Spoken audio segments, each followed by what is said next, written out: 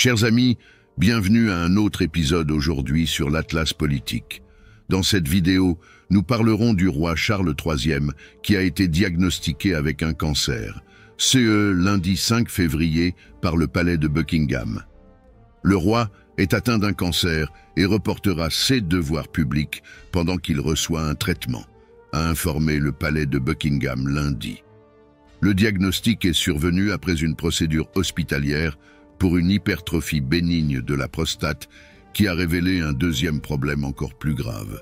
Et si vous n'êtes pas encore abonné à la chaîne, abonnez-vous dès maintenant et activez la cloche de notification pour ne manquer aucune nouvelle. Le roi a commencé un traitement régulier dans un hôpital de Londres, mais n'a pas révélé quel type de cancer il a, confirmant seulement qu'il ne s'agit pas d'un cancer de la prostate. Il se retire des engagements publics pour minimiser les risques pour sa santé. Il a réussi à informer personnellement les membres de sa famille avec son plus jeune fils, le duc de Sussex, revenant maintenant en Grande-Bretagne pour le voir. Le prince de Galles, qui soutient déjà son épouse après sa grave opération abdominale, reprendra cette semaine ses engagements publics. Il est en contact régulier avec son père. La reine poursuivra son programme complet d'engagement tout en soutenant son époux après l'avoir visité chaque jour à l'hôpital pendant son traitement de la prostate. Elle a déclaré que le roi était entièrement positif quant à son traitement et espère revenir au devoir public dès que possible. Une source a ajouté que le roi était aussi optimiste qu'il peut l'être, ayant détecté le cancer précocement et bénéficiant de traitements spécialisés disponibles. Il continuera d'accomplir ses devoirs étatiques, y compris ses audiences avec le Premier ministre, les réunions du Conseil privé et la finalisation des documents administratifs.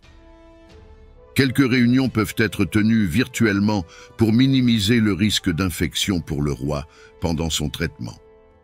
Il n'y a pas encore de plan pour nommer des conseillers d'État pour le remplacer.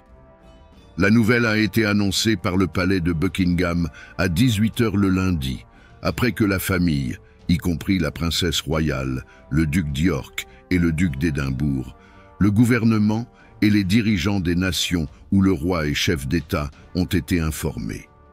Une déclaration officielle a ensuite été faite.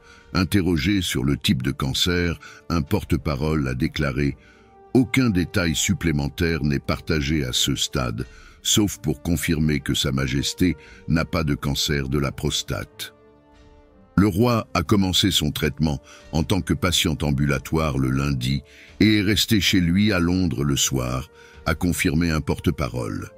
Il a ajouté que, en tant que mécène de plusieurs organismes de bienfaisance liés au cancer, le roi a choisi de rendre son diagnostic public dès le début du traitement. Dans cette fonction, Sa Majesté a souvent parlé publiquement en soutien aux patients atteints de cancer, à leurs proches et aux merveilleux professionnels de la santé qui les aident à prendre soin d'eux, a-t-il ajouté. Le roi a maintenant reçu des vœux de santé du monde entier. Joe Biden, président des États-Unis, a déclaré être préoccupé par le diagnostic, tandis que des dirigeants étrangers lui souhaitaient un prompt rétablissement. Biden, qui a 6 ans de plus que le roi âgé de 75 ans, a déclaré aux journalistes « Je suis préoccupé par lui. Je viens d'apprendre son diagnostic. Je vais lui parler, si Dieu le veut. » Dans une déclaration officielle, Biden a déclaré « Faire face à un diagnostic de cancer, un traitement et une survie nécessitent de l'espoir et un courage absolu. Jill et moi nous joignons au peuple du Royaume-Uni dans la prière pour que Sa Majesté se rétablisse rapidement et complètement. Le roi a été vu pour la dernière fois en train d'assister à un service religieux le dimanche. Il semblait fatigué, mais souriait et saluait le public, tandis qu'il et la reine marchaient vers l'église Sainte-Marie-Madeleine à Sandringham, Norfolk. Le roi est le patron de l'organisation caritative contre le cancer Macmillan depuis 1997. Un porte-parole de l'organisation caritative a déclaré « Nos pensées vont à Sa Majesté, le roi et à sa famille.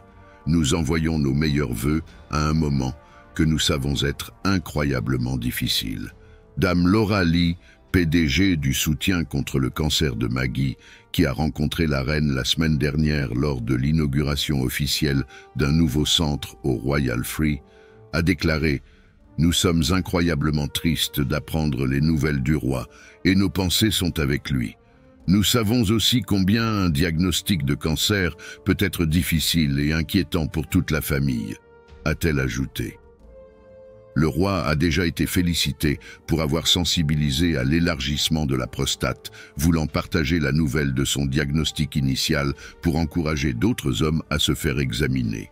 Le NHS d'Angleterre a déclaré que la page « Prostate élargie » sur le site du NHS recevait une visite toutes les 5 secondes le jour de la première annonce, avec une augmentation de 1000% des personnes recherchant des symptômes dans les jours suivants.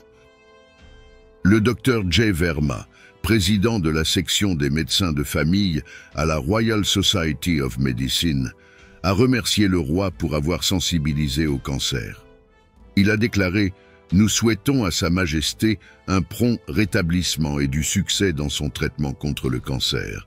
Nous avons fait de grands progrès dans nos traitements et nos taux de survie contre le cancer.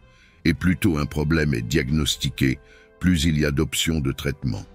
Nous tenons également à remercier Sa Majesté d'avoir utilisé sa position unique pour souligner à quel point le cancer est indiscriminé dans ses effets et qu'il ne devrait pas y avoir de honte ou de gêne à chercher de l'aide et des conseils. » Alors que nous clôturons cet épisode, nos pensées accompagnent Sa Majesté le roi Charles III et sa famille en ce moment difficile. Nous souhaitons au roi un prompt rétablissement et du succès dans son traitement contre le cancer. Le courage et la détermination démontrés par Sa Majesté en partageant son diagnostic ont non seulement accru la sensibilisation sur l'importance du dépistage précoce du cancer, mais ont aussi inspiré des milliers d'autres à prendre soin de leur santé. Alors que le roi affronte ce défi, nous, en tant que communauté, nous unissons dans la solidarité et la prière pour son rétablissement complet.